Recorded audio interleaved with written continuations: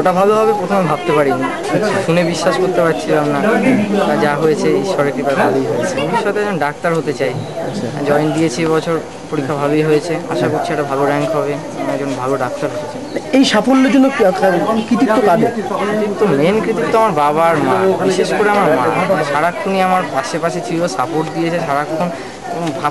মানে বলতে পারবো না যে কী করেছে কি না করেছে। টিচারদের অবদান কিছুই কম নয়, স্কুলের প্রত্যেক টিচার, প্রাইভেট টিউশন যাদের কাছে পড়তাম তাদেরও বিশাল কৃতিত্ব আছে, প্লাস কিছুটা নিজের চেষ্টাও আছে।